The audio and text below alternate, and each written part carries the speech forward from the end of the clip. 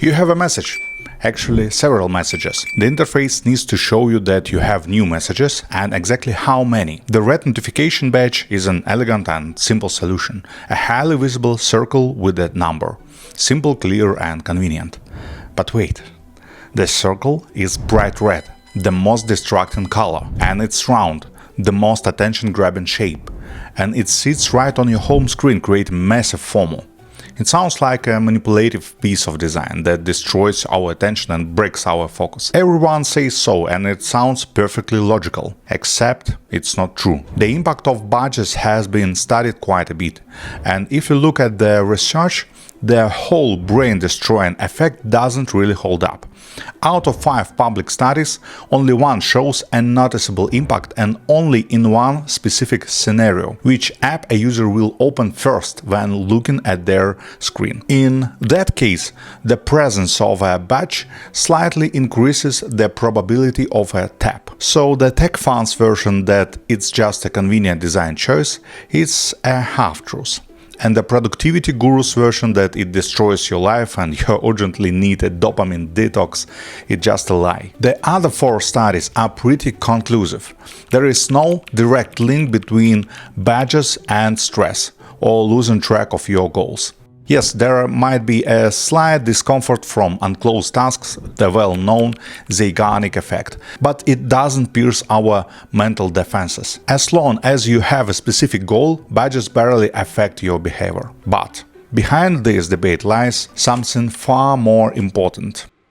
This little circle was invented almost 40 years ago at Steve Jobs' company, Next, and it had a decisive impact on how technology is built today. Look at professional interfaces of the past. Nuclear power plant control panels, airplane cockpits. They require training, but they are incredibly flat in structure and highly informative. All possible information is right there on the first level.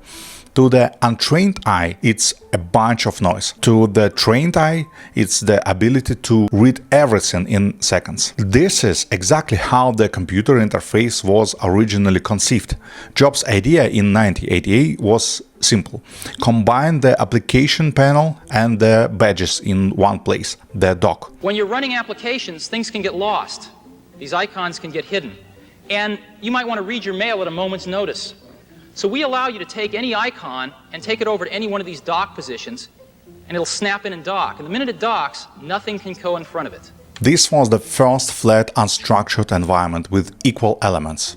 No hierarchy. All apps side by side on the exact same level.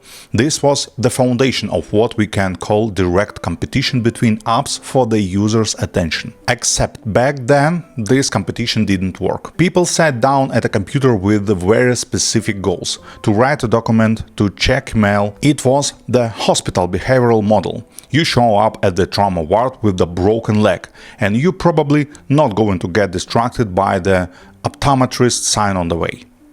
Over time, everything changed. Back in 1971, economist Herbert Simon framed it perfectly. A wealth of information creates a poverty of attention. In the old internet, content was scarce. In the new one, it's infinitely abundant. And the bottleneck becomes not where to get content, but whether you have the time and desire to consume it. Attention became deficit. In this new context, badges took on a completely different function. The competition in the dock finally kicked in. Look at Duolingo, Amazon, WeChat. This message counter hasn't actually been counting messages for a long time. In Duolingo, it's a call to come back. In Amazon, it's a discount. In WeChat, it's an ad. I don't know, I don't have one. The badge became a tool for absolutely anything. How often do you pick up your phone without knowing why? In 2009, Apple launched the push notification service and opened it up to third-party developers. After that, the badge definitely changed its role from an Android counter to an attention-grabbing tool. The red dot stopped informing you. It became an invitation.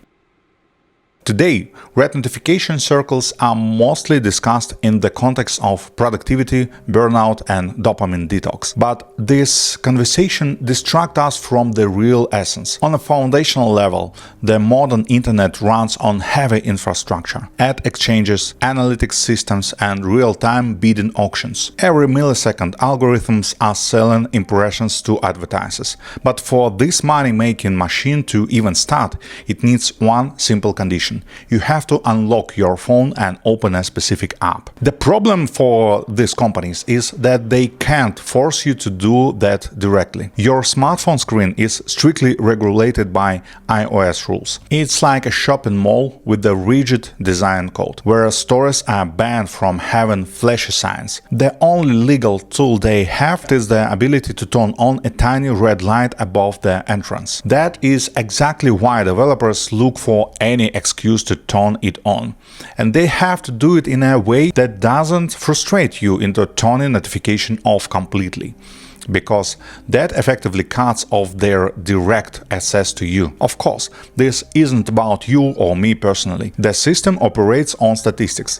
What I might do out of annoyance, a certain percentage of other users will automatically do too. Therefore, the probability of you abandoning the app is constantly being calculated, and the moment it rises, the badge lights up. A discount notification on Amazon, a reminder of an unfinished lesson in Duolingo, a recommendation in a WeChat. They will use everything just to get you to tap that icon. But here we should take a step back.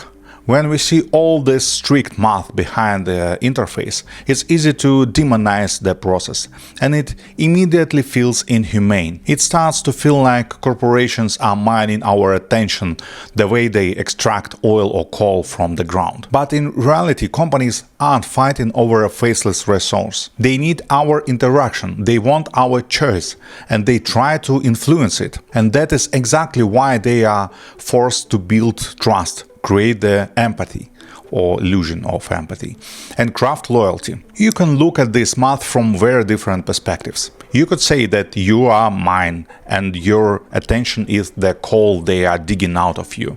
Or you could say that you are an individual and your choice, your interaction is so vital to these companies and the economy that there is a constant war being fought over it. Neither of these options is the ultimate truth. They are simply two different lenses through which we can view the exact same red circle on a screen. It's precisely this ambiguity that explains why the best design decisions are aimed at our internal, deeply human mechanism. And the best human solution, in turn, are aimed at social interaction. But that's a separate conversation, and we actually have it on the channel. I'd love for you to head over there and watch that video. As for red badges, I've said everything I wanted to say. Thank you for watching. It means a lot to me. I'd really appreciate it if you could tap the like button and share your thoughts in the comments. And even better, subscribe to the channel if you haven't already. Thank you so much. Bye for now. In the old internet, content was scarce. In the new one, it's infinitely every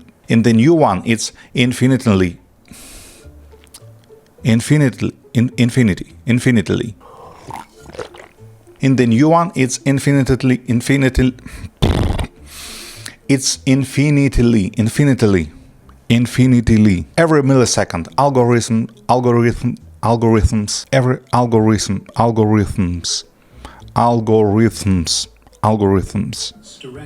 directly.